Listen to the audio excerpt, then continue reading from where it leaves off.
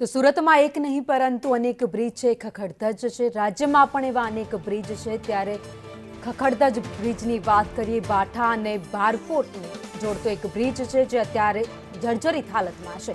155 વર્ષ જૂનો ખાડી બ્રિજ જર્જરિત હાલતમાં છે। અન્ય કોઈ રસ્તો ન હોવાથી લોકો આ બ્રિજ પરથી જવા માટે મજબૂર છે। જીવના જોખમે લોકો બ્રિજ પસાર કરી રહ્યા છે।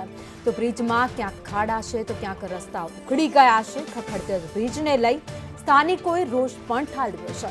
અધિકારીઓ આવે છે અને ફોટો પડાવીને જતા રહે છે। આજ દિન સુધી કોઈ પણ પ્રકારની કાર્યવાહી કરવામાં નથી આવી। એસએમસીએ માત્ર બેરિકેડિંગ કરીને સંતોષ માની લીધો છે, પરંતુ હજુ સુધી સંપૂર્ણ બ્રિજ બંધ નથી કરાયો। સુરતને બ્રિજ સિટી કહેવામાં આવે છે। અનેક બ્રિજ સુરતમાં બનાવવામાં આવ્યા છે। 80 થી વધુ બ્રિજ છે, જેમાં અનેક બ્રિજ ખખડધજ હોવાની વાત સામે આવી છે। સુરતમાં હજીરા રોડ ઉપર ભાટા અને ભાટકોટને જોડતો ખાડી બ્રિજ જે 155 વર્ષ જૂનો છે, જોઈ શકાય છે ખૂબ જ જૂનો છે।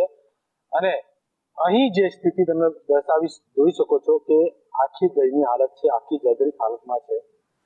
આખી રેલિંગ તૂટી ગઈ છે, પરંતુ હજી સુધી અધિકારીઓ આવે છે અને ફોટા પાડીને જતા રહે છે। કોઈ પણ પ્રકારની નક્કર કામગીરી કરવામાં આવતી નથી। જોઈ શકાય છે આ જે રીતે બ્રિજ બનાવવામાં આવ્યું છે તે આ સૌ પ્રથમ વખત 155 વર્ષ જૂનો બ્રિજ છે અને 1867માં બનાવવામાં આવ્યો હતો। પરંતુ પહેલા લાકડું મૂકવામાં આવ્યું હતું, એના પર ડામરને અને તેની પર આ બ્રિજ બનાવવામાં આવ્યું હતું। એવો ખાડો પડી ગયો છે કે આપણે ઉપરથી નીચે આખું આરપાર જોઈ શકીએ છીએ અને અહીંથી જ લોકો જીવના જોખમે પસાર થાય। બ્રિજની સ્થિતિ દયનીય છે, જોઈ શકાય છે લોકો અહીંથી જીવના જોખમે પસાર થઈ રહ્યા છે, કારણ કે આ ભાટા અને ભાટકોટને જોડતો આ એક બ્રિજ જે છે, નાનકડો ખાડી બ્રિજ કહેવામાં આવે છે। તે છે બ્રિજ નાનો હોય કે મોટો, પરંતુ તેની કામગીરી કરવાની કામગીરી તંત્ર પર હોય છે, પરંતુ તંત્ર પોતાની કામગીરી કરતી નથી।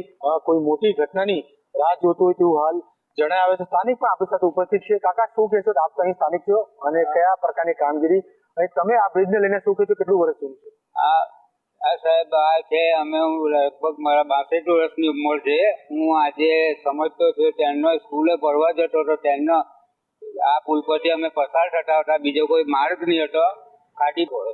બિલકુલ અન્ય એક વ્યવસ્થા પણ કરવામાં આવી જ છે, પરંતુ એ દૂર છે 3 કિલોમીટર છે, એટલે બાળકો જ્યારે શાળાએ જતા હોય છે ત્યારે તેઓ ત્યાંથી જતા હોય છે, કારણ કે આ ગંભીર બ્રિજ છે। પરંતુ મજબૂરીવશ તેઓ બાળકોને પણ અહીંથી પસાર થવું પડે છે કે લોકો જ્યારે અહીંથી પસાર થતા હોય છે તો બાળકો અહીં શા માટે બ્રિજ અહીંથી પસાર ન થતો હોય, પરંતુ ગમે ત્યારે પડી જાય તેવી સ્થિતિમાં બ્રિજ છે। એટલે કે કહી શકાય છે તંત્ર, સ્થાનિકોએ જણાવ્યું કે તંત્ર આવે છે પણ માત્ર થોડીક માહિતી મેળવી અને ફોટો પાડીને જતા રહે છે, પણ કોઈ પણ પ્રકારે નક્કર કામગીરી કરવામાં આવતી નથી। અને જો કોઈ મોટી ઘટના બને તો તેની જવાબદાર તંત્ર પર હોઈ શકે છે, કારણ કે તંત્ર દ્વારા કામગીરી કરવામાં નથી આવી। 155 વર્ષ જૂનો બ્રિજ છે, ત્યારે કહી શકાય છે કે 14,000 રૂપિયામાં આ બ્રિજ બનાવવામાં આવ્યો હતો 1868માં। આજ દિન સુધી આ બ્રિજ જ્યારે ધીરે ધીરે જર્જરિત થઈ રહ્યું છે, પરંતુ તેના પર કોઈ પણ પ્રકારની કામગીરી કરવામાં આવી નથી, જ્યારે કોઈ મોટી દુર્ઘટના થઈ શકે તેવી હાલ જે સ્થિતિને જોતા જોઈ શકાય છે। કેમેરામેન ભૂષણ ચૌધરી સાથે જયેન્દ્ર પાંડે।